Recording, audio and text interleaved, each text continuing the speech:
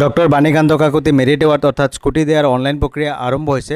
তোমালোকে এপ্লাই কেনেকৈ কৰিবা আজিৰ এই ভিডিঅ'টোত মই তোমালোকক ষ্টেপ বাই ষ্টেপ দেখুৱাই দিম। প্ৰথমে তোমালোকে এইটো ৱেবছাইটত আহিবা।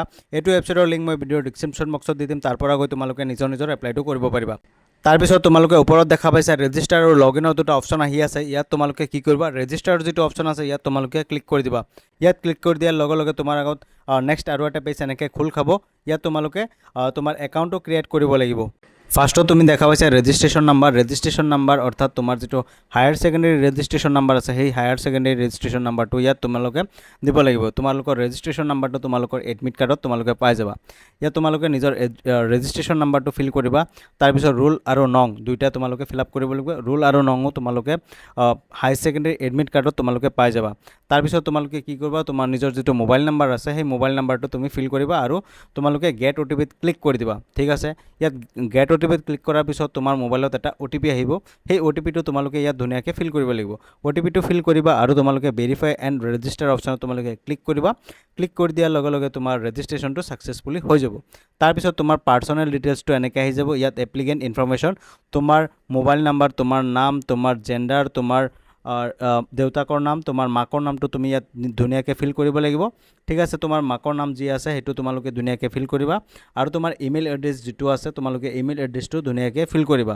তাৰপিছত তলত তোমালোকে দেখা পাইছা ডিষ্ট্ৰিক্ট, তোমাৰ নিজৰ যিটো ডিষ্ট্ৰিক্ট আছে সেই ডিষ্ট্ৰিক্টটো তোমালোকে ইয়াত চিলেক্ট কৰিবা। তাৰপিছত তোমালোকে কি কৰিবা, নেক্সটৰ অপশ্যনটো তোমালোকে দেখা পাইছা, নেক্সটত তোমালোকে ক্লিক কৰি দিবা। নেক্সটত ক্লিক কৰাৰ পিছত তোমাৰ আগত নেক্সট আৰু এটা পেজ এনেকৈ খোল খাই যাব। ঠিক আছে, নেক্সট পেজত তোমাৰ এক্সাম ডিটেইলছটো এনেকৈ আহি যাব। তোমাৰ কোনটো কলেজৰ পৰা তোমালোকে হায়াৰ ছেকেণ্ডেৰী পাছ কৰিছা, তোমাৰ কলেজৰ নাম, ডিষ্ট্ৰিক্ট, তোমাৰ ৰোল নম্বৰ, ৰেজিষ্ট্ৰেশ্যন নাম্বাৰ, তোমাৰ ৰেজিষ্ট্ৰেশ্যন ছিজন। ঠিক আছে, তোমাৰ ইয়াত খালি তোমাৰ টোটেল মাৰ্কটো কিমান মাৰ্ক পাইছা সেইটো তোমালোকে লিখিব লাগিব। তোমাৰ মাৰ্কটো লিখাৰ পিছত তোমাৰ এলিজিবল বুলি এনেকৈ আহি যাব। ঠিক আছে, তাৰপিছত তুমি তলত আহিবা, তোমাৰ এডুকেশ্যন ডিটেইলছটো তোমালোকে বৰ্তমান মানে কোনটো কলেজত পঢ়ি আছা সেই কলেজৰ ডিটেইলছটো তোমালোকে দিব লাগিব। ইয়াত তিনিটা য়েছ আৰু নৰ অপশ্যন আছে। তোমালোকে প্ৰথমটো য়েছ কৰিবা আৰু কোনটো কলেজত এডমিশ্যন লৈছা সেই কলেজৰ নামটো তোমালোকে ধুনীয়াকৈ দি দিবা।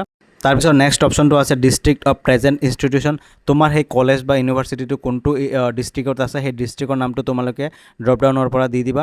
তাৰপিছত তোমালোকে ছেকেণ্ড যিটো অপশ্যন আছে ইয়াত তোমালোকে যিহেতু স্মাৰ্ট পৰ্টেলৰ পৰা তোমালোকে এডমিশ্যন কৰিছা তোমালোকে এইটো য়েছ কৰিবা।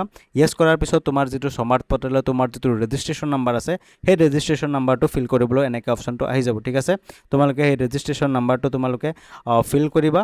তাৰপিছত তোমালোকে কি কৰিবা, তলৰ যিটো অপশ্যন আছে, ঠিক আছে, এই লাষ্টৰ অপশ্যনটো তোমালোকে য়েছ কৰিব নালাগে যে চবেই, এইটো তোমালোকে ন' ৰাখিবা। ঠিক আছে, ইয়াত ন' বুলি অপশ্যনটো আছে, ইয়াত তোমালোকে ন' চিলেক্ট কৰিবা আৰু নেক্সটত ক্লিক কৰি দিবা। নেক্সটত ক্লিক কৰাৰ পিছত তোমাৰ প্ৰিভিউ ফৰ্মটো এনেকৈ আহি যাব, তোমাৰ পাৰ্চনেল ডিটেইলছ, তোমাৰ এক্সাম ডিটেইলছ।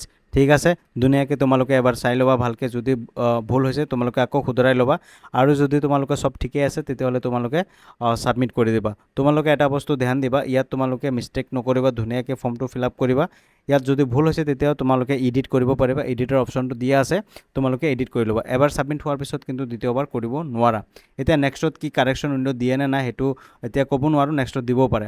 তাৰপিছত তোমালোকে ছেল্ফ ডিক্লেৰেশ্যনটো টাৰ্মছ এণ্ড কণ্ডিশ্যন চিলেক্ট কৰিবা আৰু তোমালোকে ছাবমিট এপ্লিকেশ্যনৰ যিটো অপশ্যন আছে ছাবমিট এপ্লিকেশ্যনত তোমালোকে ক্লিক কৰি দিবা আৰু তোমাৰ এপ্লিকেশ্যনটো ছাবমিট ছাকচেছফুলি এনেকৈ হৈ যাব। তোমাৰ এপ্লিকেশ্যন নাম্বাৰ, তোমাৰ এপ্লিকেশ্যন ষ্টেটাছ আৰু ছাবমিটেড ডেটটো তোমালোকৰ আগত ধুনীয়াকৈ এনেকৈ আহি যাব। তাৰপিছত তুমি তলত দেখা পাইছা ডাউনলোড একনলেজমেণ্ট ৰিচিপ্ট। ঠিক আছে, ইয়াত তোমালোকে ক্লিক কৰিবা। ক্লিক কৰিলে তোমালোকৰ ডাউনলোড হৈ যাব, তোমাৰ একনলেজমেণ্ট নাম্বাৰটো তোমালোকে ডাউনলোড কৰি ওলাই ল'বা আৰু এইটো তোমালোকৰ স্ক্ৰীনশ্বট মাৰিও তোমালোকে ৰাখি দিবা। ঠিক আছে, এপ্লিকেশ্যন নাম্বাৰটো তোমাৰ নেক্সট সময়ত তোমালোকৰ লাগিব ভেৰিফিকেশ্যনৰ কাৰণে যেতিয়া তোমালোকৰ স্কুটি দিব। ঠিক আছে, চ' আজিৰ এই ভিডিঅ'টোত এইখিনি আছিল। যদি তোমালোকে ভিডিঅ'টো চাই ভাল পাইছা তেতিয়াহ'লে লাইক, কমেণ্ট, শ্বেয়াৰ কৰিবলৈ নাপাহৰিবা আৰু যদি তুমি চেনেলটোত নতুনকৈ ভিজিট কৰিছা তেতিয়াহ'লে তোমালোকে চেনেলটো ছাবস্ক্ৰাইব কৰিবলৈ নাপাহৰিবা আৰু যদি তোমালোকে ফেচবুক বা ইনষ্টাগ্ৰামৰ পৰা চাই আছা তেতিয়াহ'লে পেজটো ফ'ল' কৰি দিবা।